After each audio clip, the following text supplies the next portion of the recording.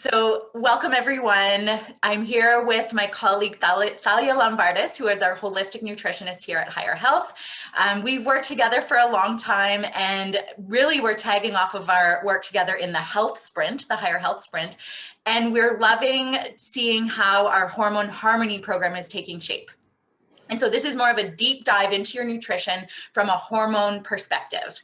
Tagging off the success of our free 5-day hormone challenge, we want to keep the community engaged, connected, and asking questions, because this is such an important topic: hormone balance for Higher Health and for hormone harmony. So I just was meeting with two younger girls yesterday, and it was really interesting how the hormone challenge came into play for their wellness. And I learned that they were going to bed at 2 a.m. They were waiting for their mom to get home from work, and then they would have their dinner with her. I almost shed a tear because that's so sweet. I come home later too to my daughter, and just the thought of these 8 and 11-year-old girls waiting for their mom to come home to have dinner with her, which then led to them going to bed at 2 a.m. Sometimes mother is exhausted, already in bed, and didn't have control for them to know when they were going, so she was sleeping. Then she would learn they were up till 2 a.m. and then they couldn't get out of bed until 12 p.m. the next day. And the grandmother would try to get them out of bed, but she couldn't budge them. And they would just say, just try harder, just try harder. And I'm getting to my point here. The mother had gone off to work, and here these girls, their circadian rhythm is completely off kilter, which at their age is certainly going to have long-term effects as they get older. And so I earnestly said, you have to get to bed before 11. We have to make this happen. And then we set up some things to help bring in circadian rhythm. Little things like their mom was going to call them right before getting to work to make sure they're getting out of bed. So a good morning, I love you, mom conversation. And then they have to send their mom a picture of them being outside, getting that fresh, bright light before 10 a.m.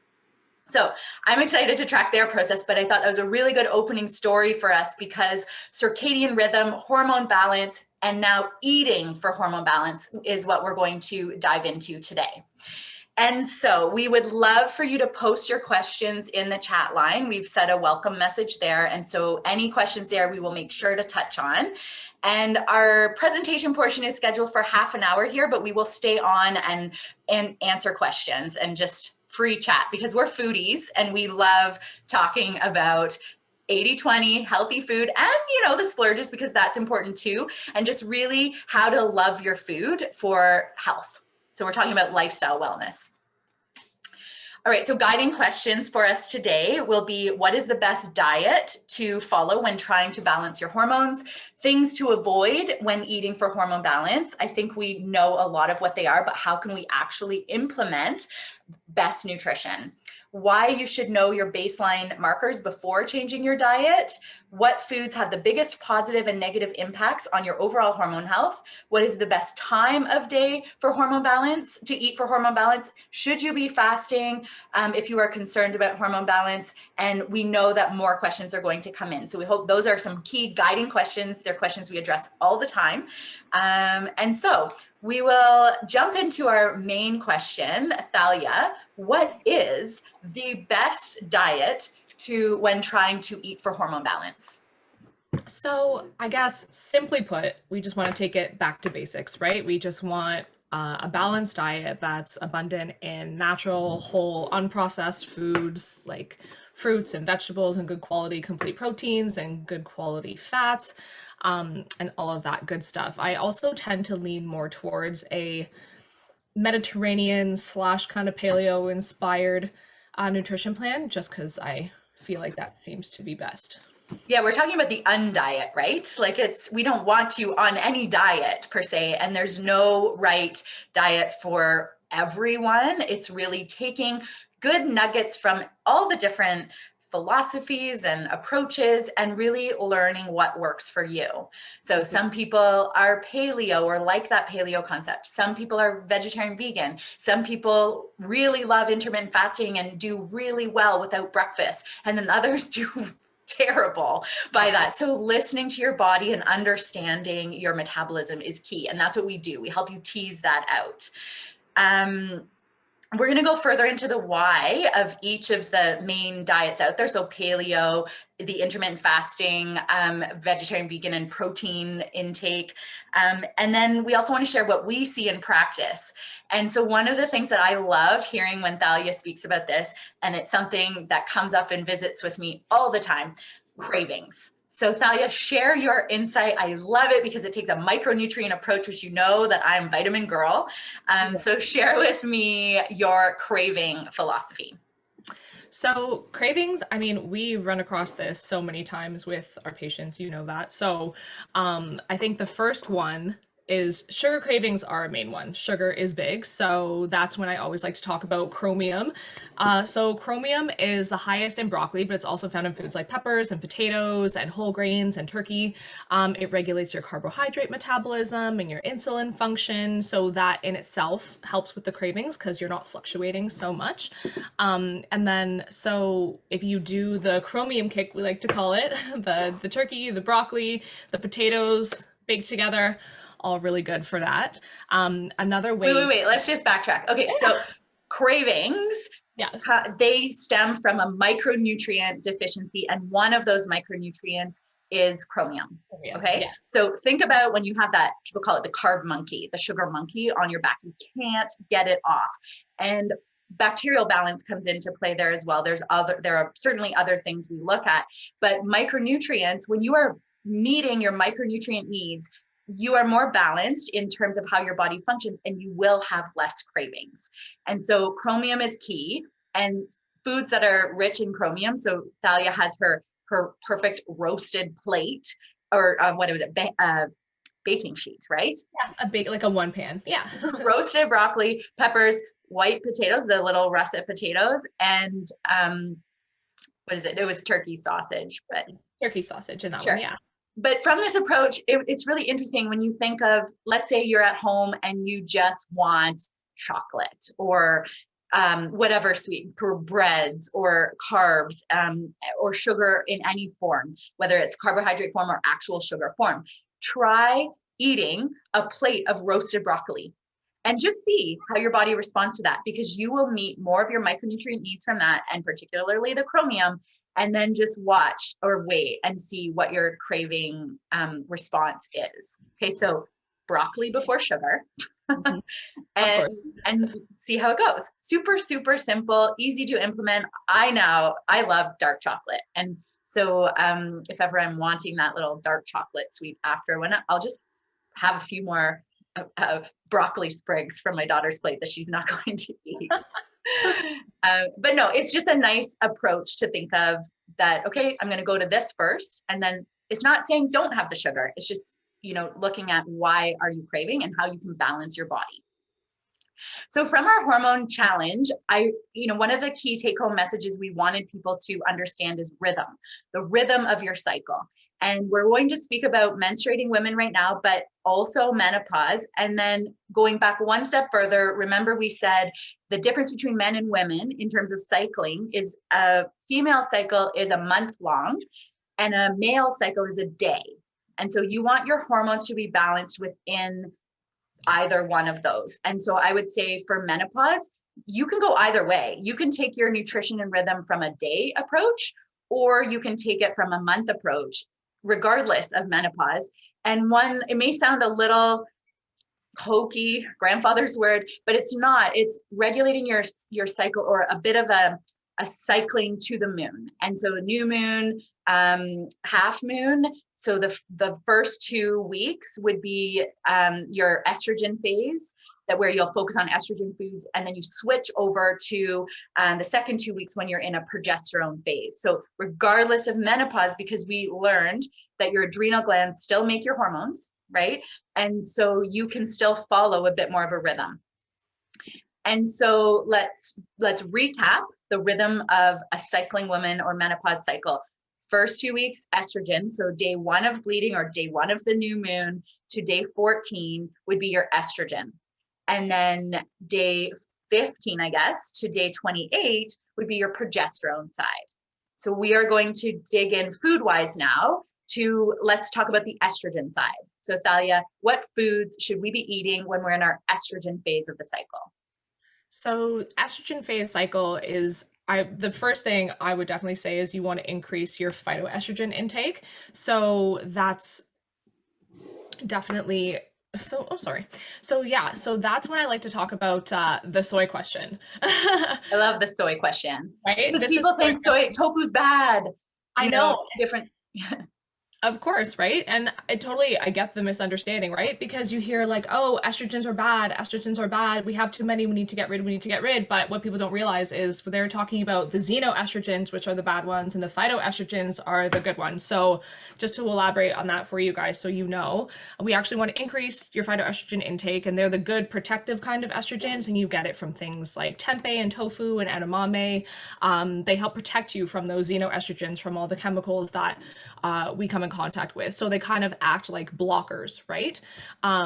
So that way we just, the bad estrogens are not, xenoestrogens are not able to actually attach to this, To the cell receptor. Exactly. Yeah. So, right. And there you go. So that's actually why we want to increase those. And the xenoestrogens are the things we get from, the plastics, the food additives, the tap water, things like that. So that's where the soy question comes in, because tempeh and tofu and edamame is good. We actually want that, so it protects you from the bad ones. Okay, so let's go a little bit further to that. So phytoestrogens versus xenoestrogens, so good estrogens and bad estrogens.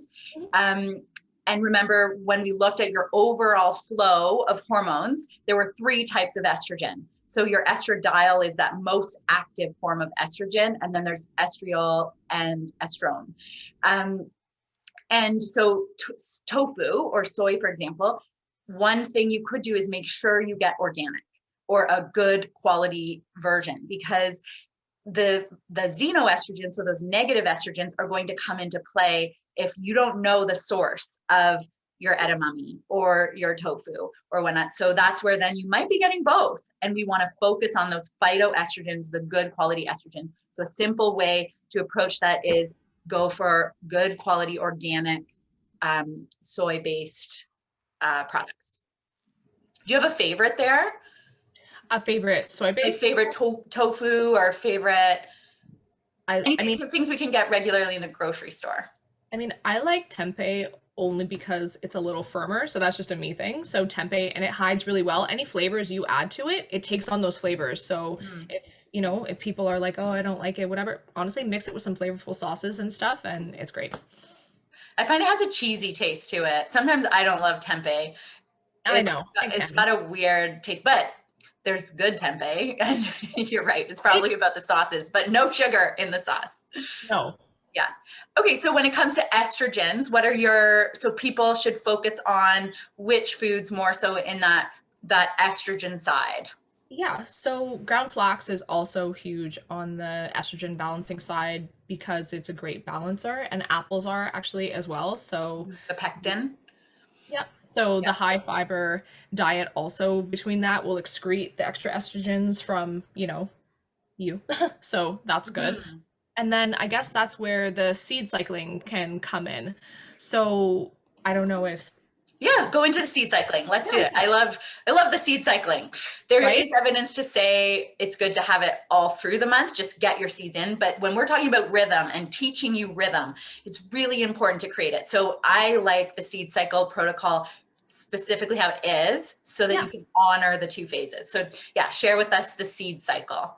So the first phase of your cycle, so the estrogen phase, you would definitely want to incorporate ground flaxseed. So about 1 tablespoon of that and 1 tablespoon of pumpkin seeds every day for those 14 days, for those first 14 days. And for the second half of your cycle, the luteal phase, you would definitely want to do the ground sunflower and the sesame seeds, the same 1 tablespoon. I call it the S's. The S's for the second phase. So sesame and sunflower. I love that. Yeah, the S's. Okay, so what are your thoughts on ground versus whole? Like if someone's chewing sesame seeds, sunflower seeds, or pumpkin seeds? So ground is definitely better just because it's absorbable and you can just digest it better, because if you rely on our digestive system sometimes to do all that work for you, you're Mhm. not really going to get a lot of the benefits sometimes, especially a lot of us don't have optimal digestion in the first place, right? So it's definitely better from a absorbable standpoint and just from a fiber standpoint to go through you easier. Yeah. And so, and you know, flax oil can also be part of that. So talk about the good oils, the good fibers, the good fats. Chew, chew, chew. If you're choosing, you know, a handful of sunflower seeds or a handful of pumpkin seeds. Also, for those who are And then in, in your smoothies, right? yeah. So our office is at Yonge and Lawrence, and there's a really great Iranian or Lebanese bulk food store, really good quality. And the owner's amazing, George. I'm giving you a shout out, George. But they have pumpkin seed butter and it is amazing. So that's just another way, right? There's all different ways. You'll never get bored of seed cycling. Just get creative, whether it's in applesauce or salads, or just, I like, actually, one of my goals for this month is just putting a ground 1 tablespoon of ground flax in water and drinking that every day.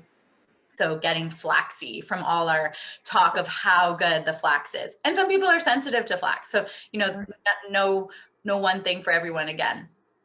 So that's the estrogen side. Now we're going to go into the I don't know, the favorite side. If Dr. Kira were here, you know, this is our side, progesterone. And it's because progesterone metabolizes into cortisol, right? And cortisol is our main natural anti-inflammatory hormone. And so think of all the things that cause inflammation, whether it's environment or it's sugar or it's a poor night's sleep. And, you know, everything goes hand in hand. There's chicken and egg. So then if you are using up all your cortisol from a stress standpoint, you're going to call your progesterone down to make more cortisol. Then you get low in progesterone. And so this is naturopathically, we come into hormone balance. Mostly we start on this progesterone inflammatory cortisol side of your cycle. And remember, on day 2 of the hormone challenge, we talked about it as your calming pathway. So you want to calm to restore or to recharge. And so that progesterone piece is really important. So I'm excited for Thalia to share her favorite progesterone loving foods, as well as the second half of the seed cycle. Yeah. So I told you the second half was the SS. S's, yeah.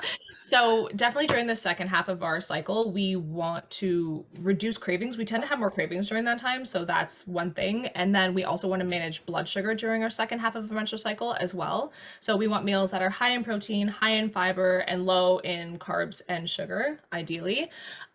So obviously fiber and healthy fats, and that includes, you know, MCT oils and the coconut and all that stuff. Also the omega-3 fatty acids, we really want those. And that can really help with PMS symptoms as well, and the bloating and the headaches, the breast tenderness, all of that. So you'll find a lot of omega-3 fatty acids in things like almond butter and chia seeds, walnuts, salmon, all those things. So those are great to incorporate.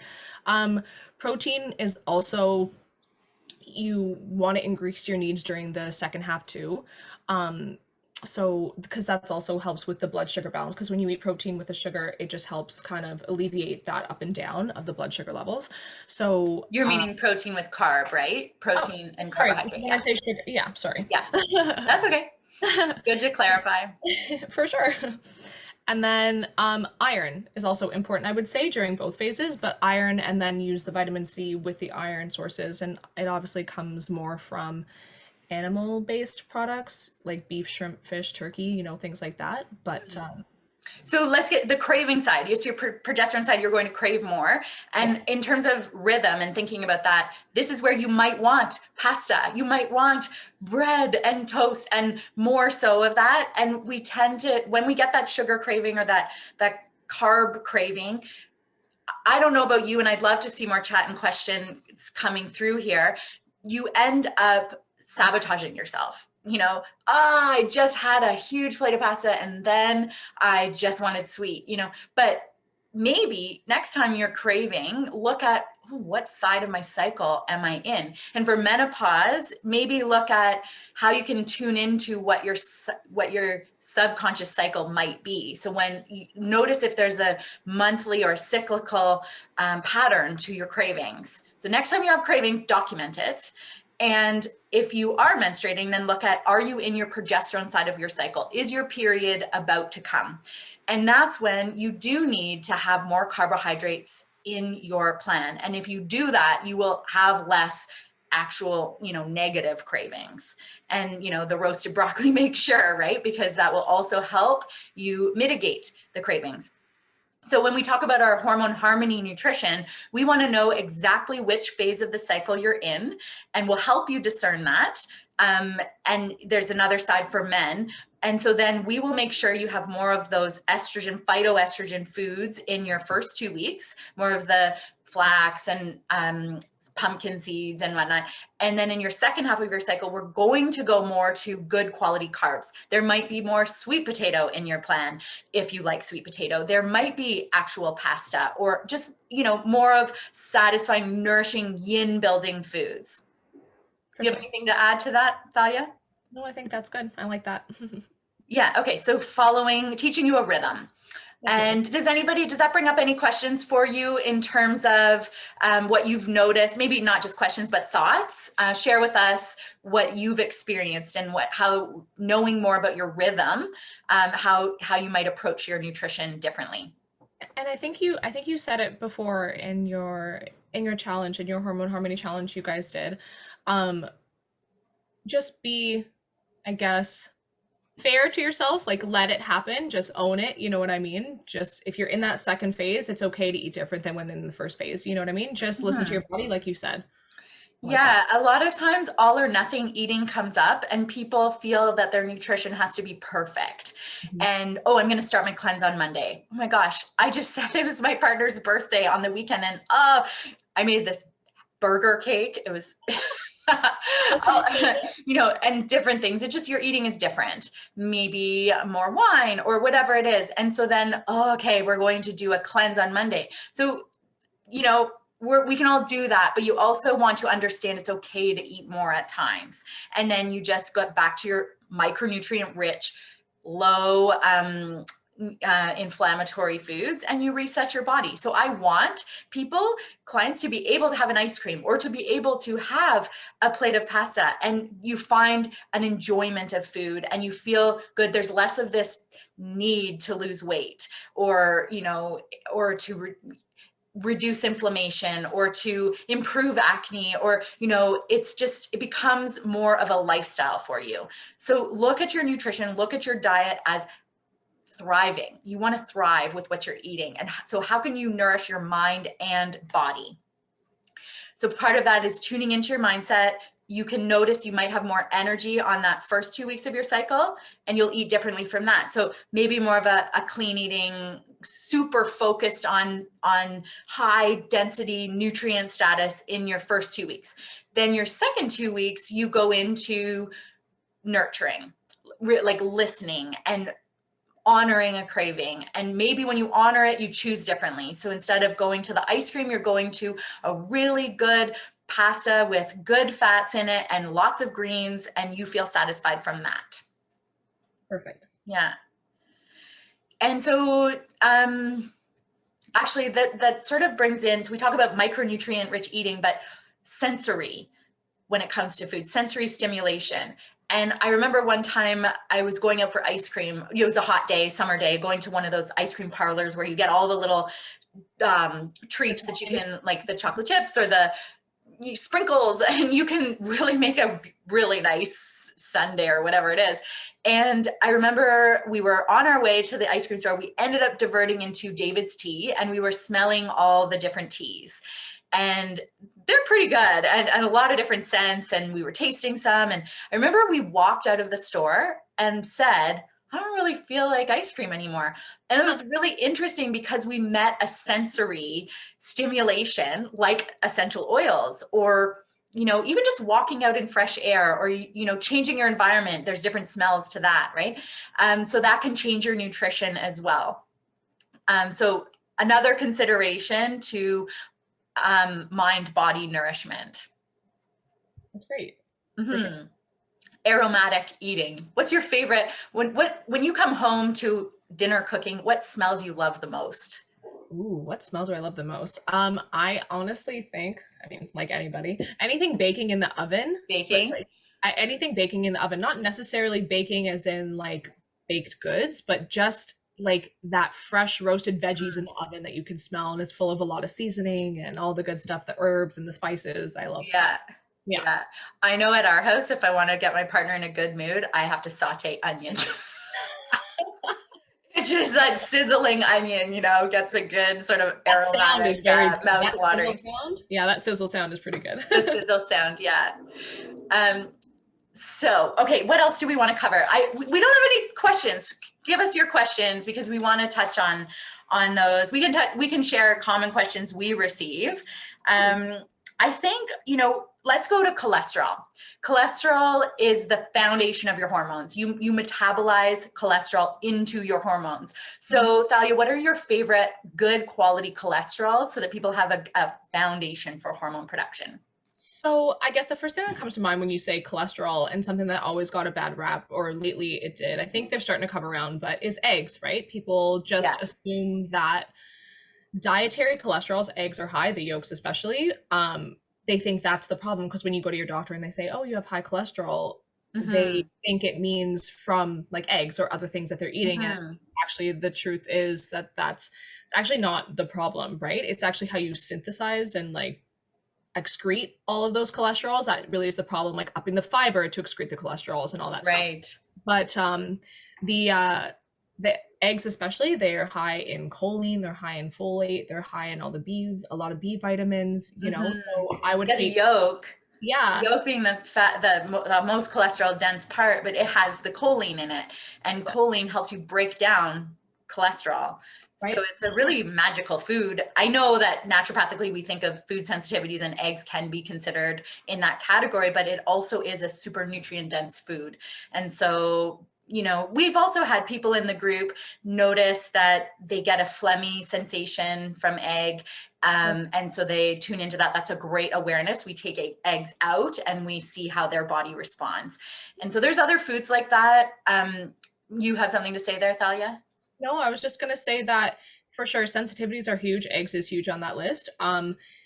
It's just sometimes what we realize is when you're having a high inflammatory response to eggs or whatever it may be, when you remove it, obviously it's you need to remove it and give your body a chance to reset, focus on digestion, focus on healing. And then sometimes you find when you reintroduce those foods, you actually don't have the same response because you're able to digest them and Yeah, properly. sometimes it's not the egg necessarily you're sensitive to. I mean, you are sensitive to it, but what's causing you to be sensitive? And it's an overall inflammatory response in your body.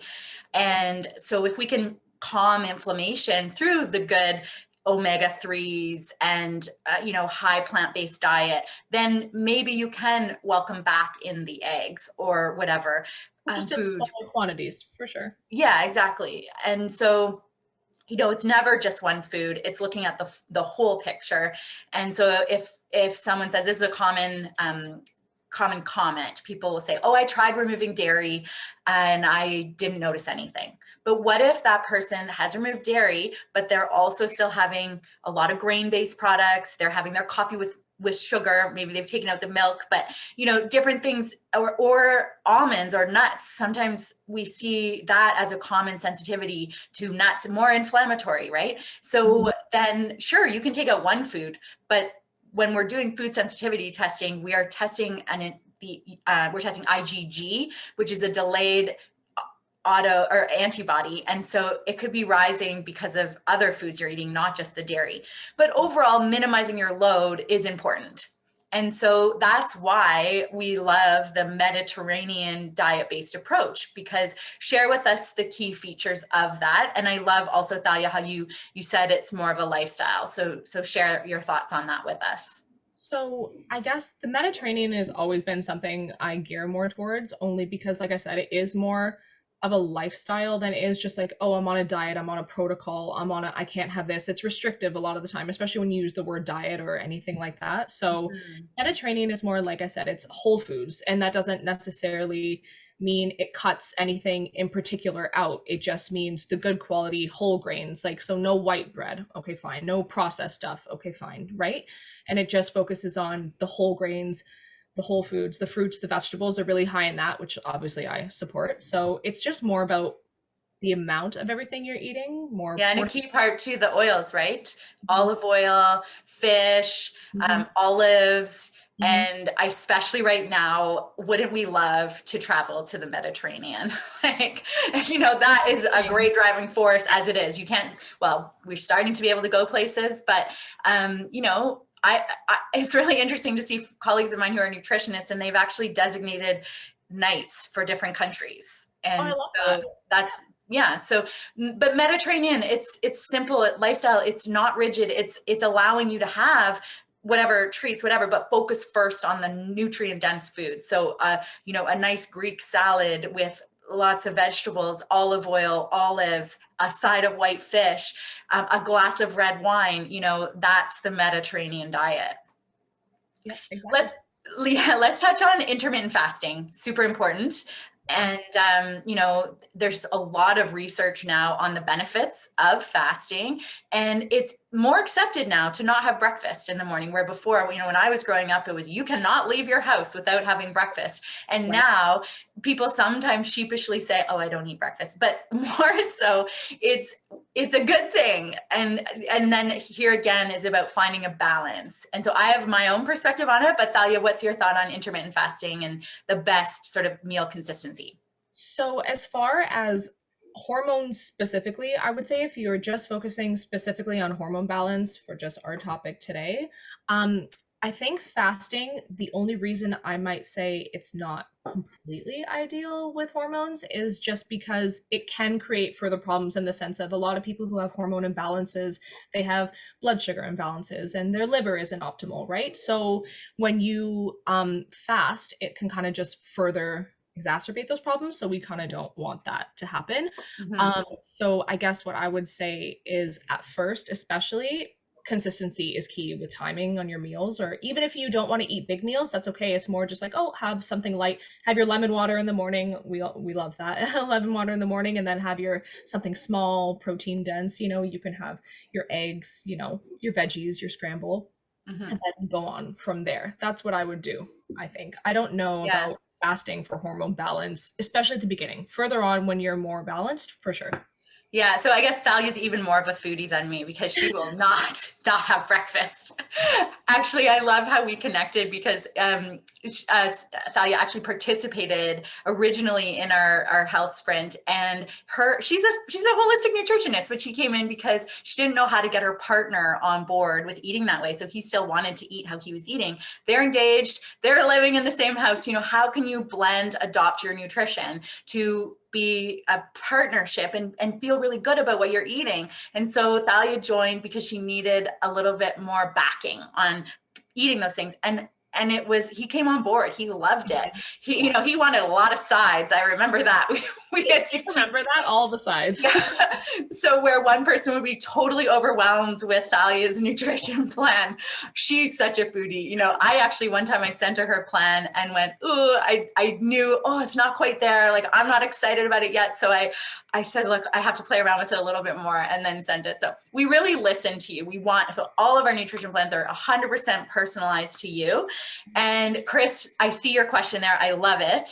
I'm still going to share my thoughts on intermittent fasting, but Chris, so you find you're not versed in cooking or eating tempeh and those foods. So no problem. There are other ways to focus in. So you would probably take the approach of, estrogenic stimulating foods of the flax, the seeds, the plant-based foods. So eating super clean in those first 2 weeks where people feel really good with that, but you can't maintain that. So then you have to move into more of a phase where you have some grains or some carbohydrates. It doesn't have to be grain. So really finding a balance with that. So I don't like tempeh either. Tofu, I personally don't think it should be an every night type thing at all.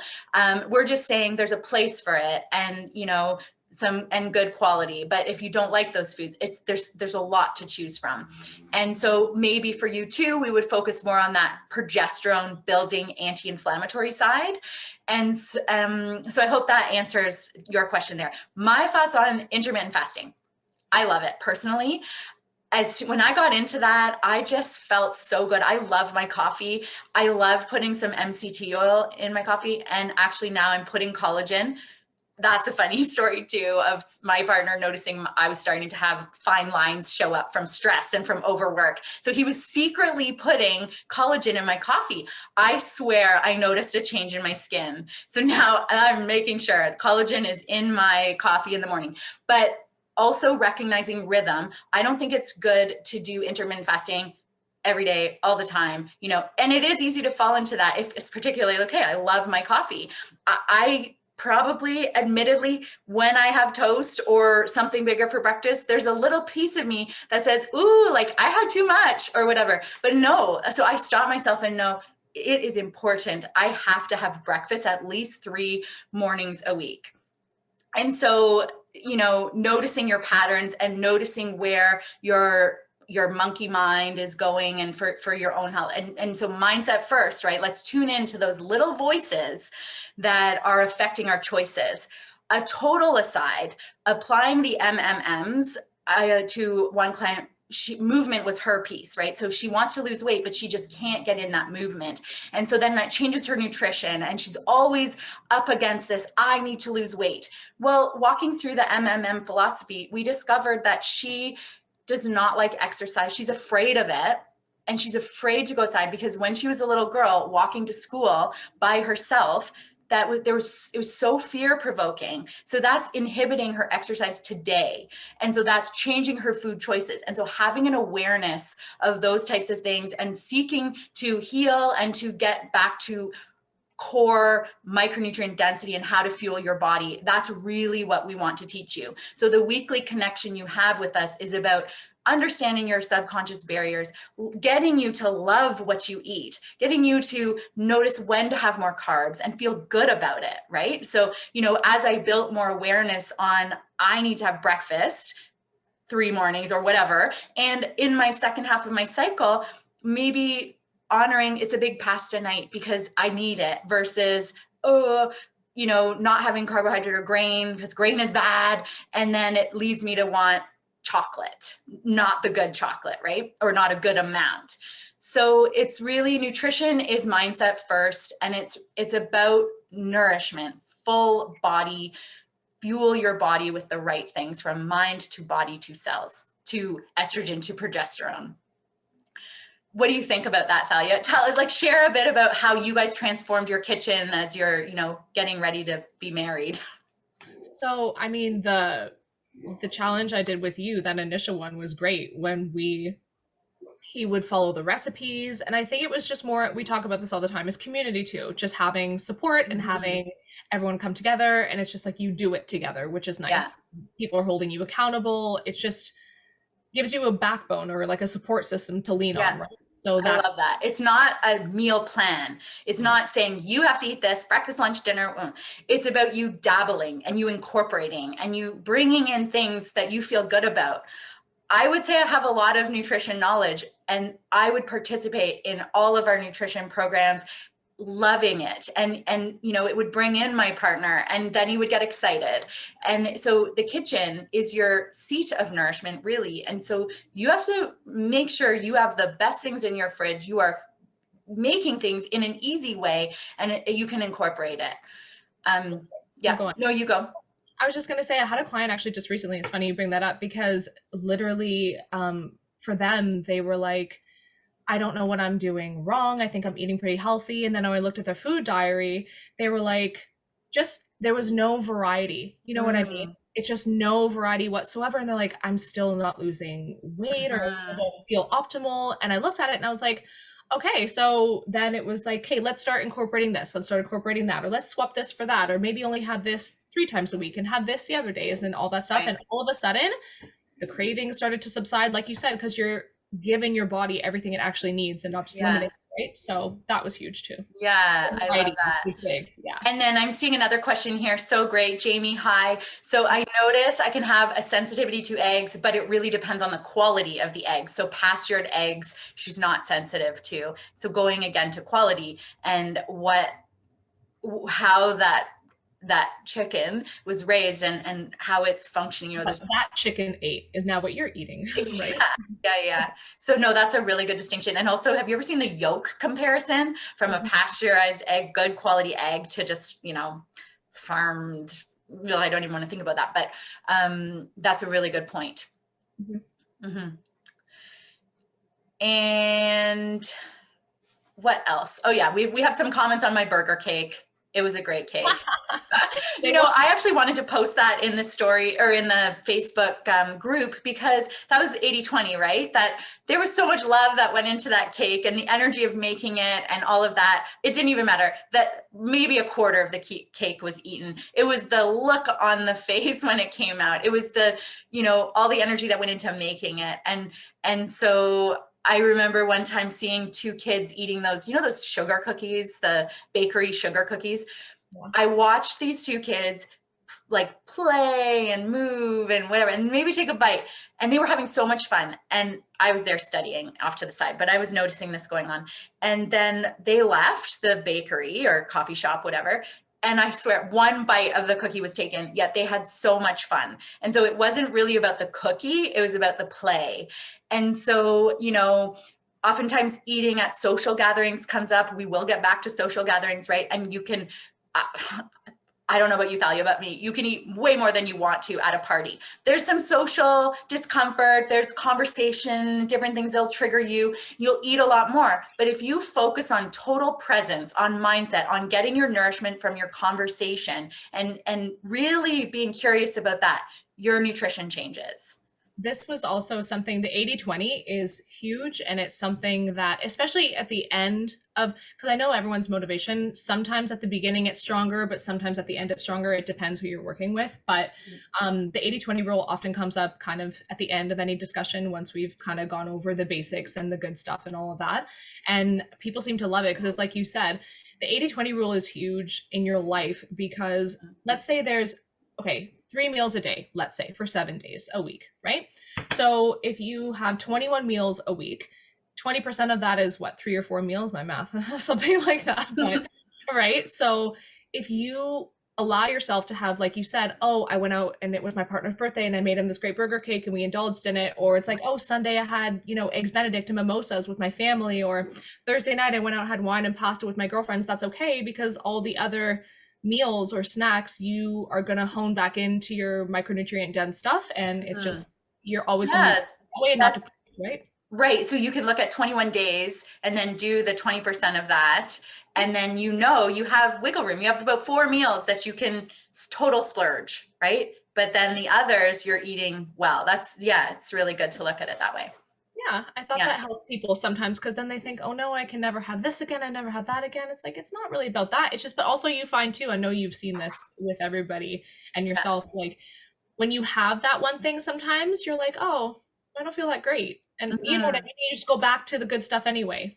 So back to our original questions, because we can talk about all this. What foods do we need to avoid for hormone balance? So so get down to that.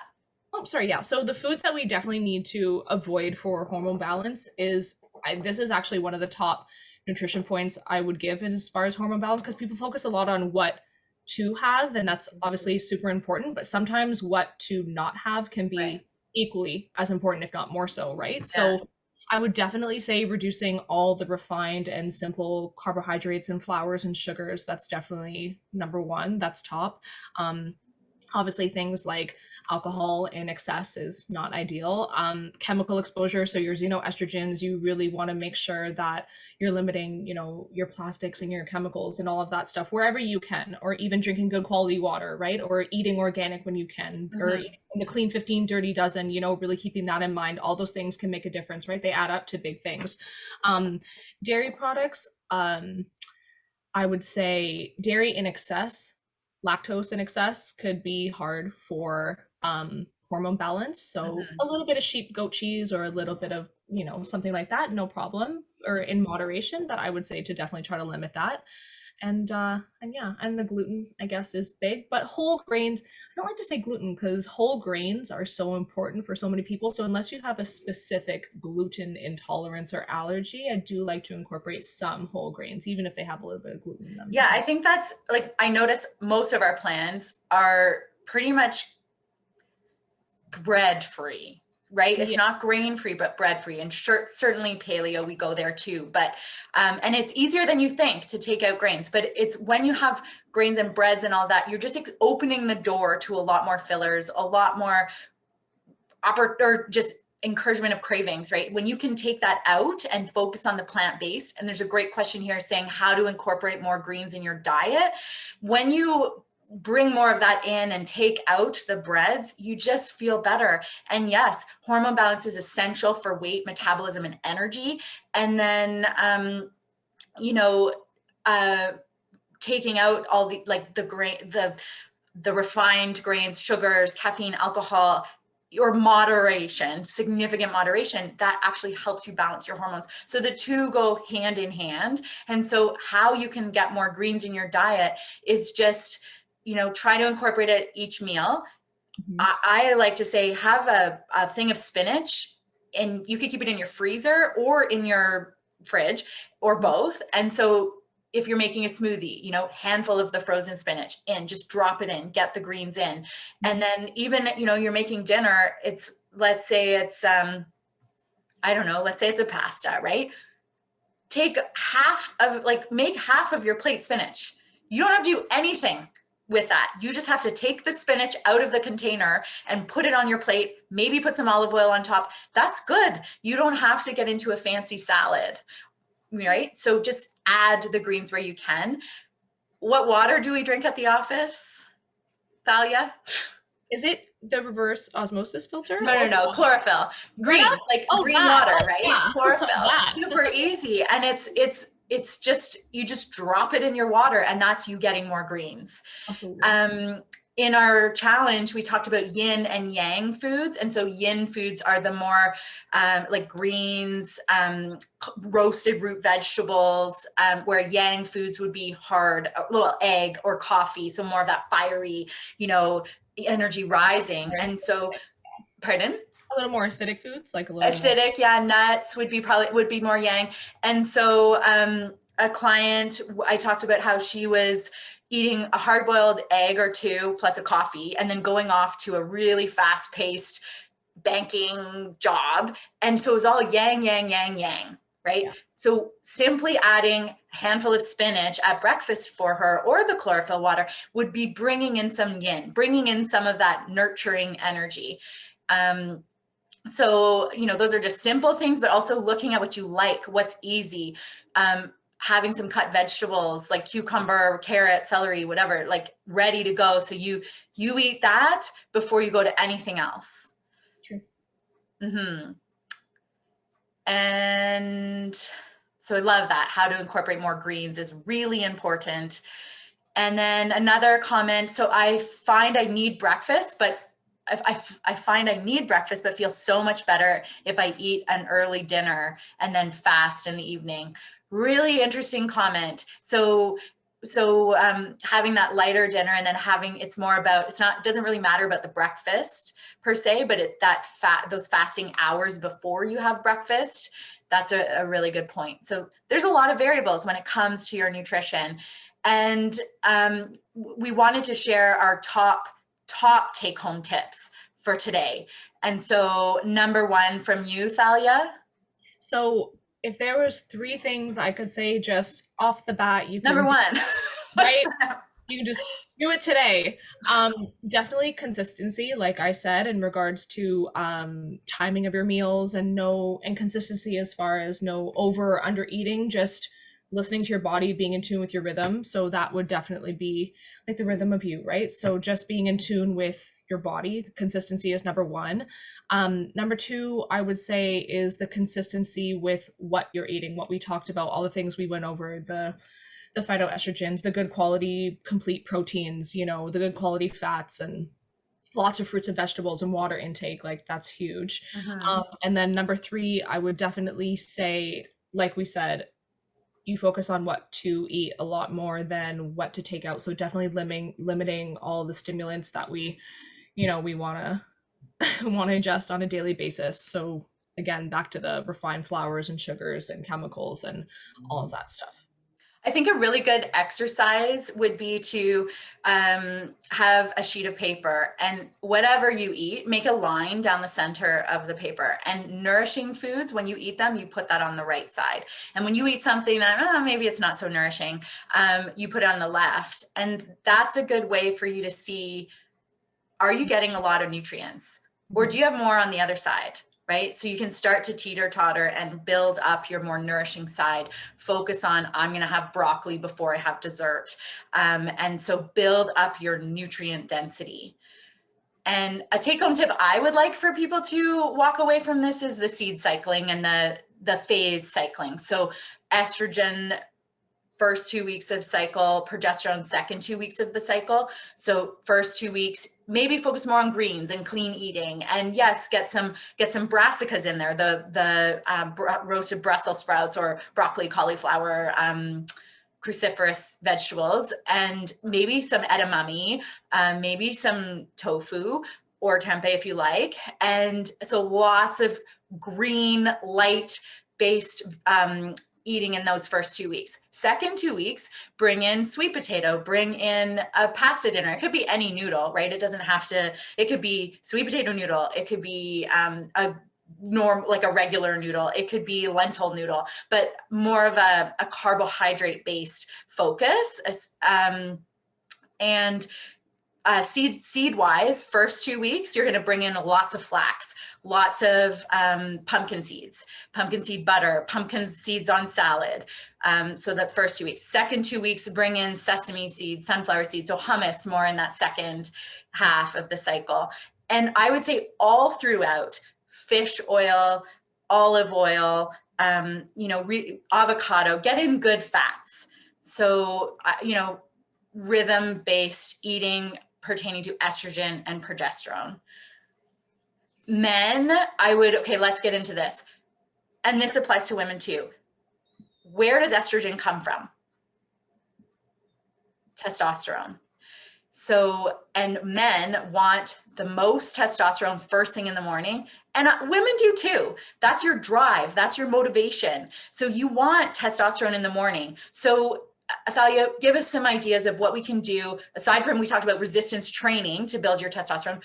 How can we build our testosterone, which then leads into estrogen through food? So nutritionally, I would say food-based approaches would definitely be to incorporate zinc is huge for male hormone health. I'm sure people have heard that. It really does get a lot of notoriety for a reason. Sorry to interrupt, but pumpkin seeds are rich in zinc, right? Yeah, pumpkin seeds, oysters are, I don't know if you're a fan, but things like that, seafoods and all that stuff. But the second nutrient that is sometimes overlooked and equally important is selenium. And that's important for overall health, and it's found in Brazil nuts and seafood and lean meats as well. So definitely something to incorporate as well. Mm-hmm. Fiber increase is huge, of course, because of the... Oh, we didn't talk enough about fiber.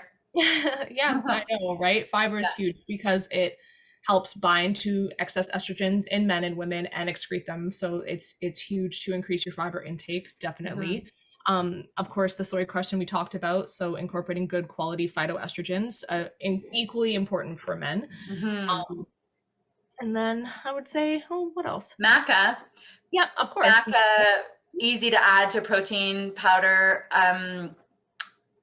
Easy to add to a smoothie as a protein powder, but you can also just mix it in water, just down the hatch, but that is going to build up the testosterone. For sure. And the EFAs and the omegas are also equally important for men because it helps produce, like, what's it called? 5-alpha. I always forget the name. 5-DHT. Yeah, there you go. I'm like, it converts testosterone to DHT, right? So that's huge. The omegas are huge for men as well.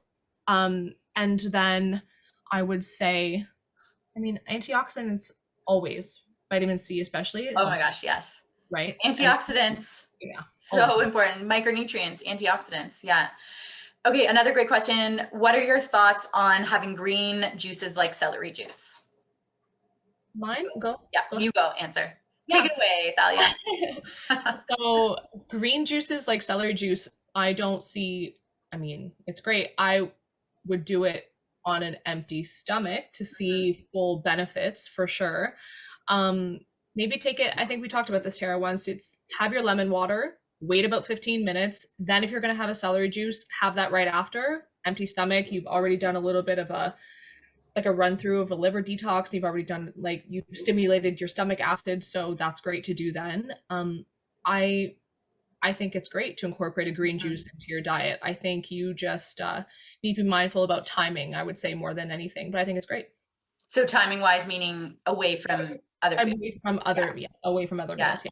Yeah, I'm a fan of green juices as micronutrient vitamin girl. The more micronutrients you can get into your body, the less hungry you're going to be, the more satisfied you are going to be. And so greens. Think of what you put, like if you were to make the juice, you have all the ingredients in front of you that's going into the juicer, and you have a cup of juice out of that, but you would never have eaten that whole plate of Mhm. greens, right? So the amount of nutrients you get in that, and it's, well, when Thalia is saying away from food, when you have it in that distilled, pure, juiced form, that's micronutrients going right into your bloodstream. Your digestive system doesn't have to do anything with that. It just goes right into your cells for energy. So I too am a huge fan of green juices, celery juice. The more micronutrients, the better. I used to do the juices at home with blender, all of that. Not blender, sorry, a juicer. And then I got into, we carry them at the office. So I would be drinking all these juices, and which is great. And then I had one the other day of a homemade juice. It is so much better. It is so good. Jay, I know you're watching because I see your burger cake comment.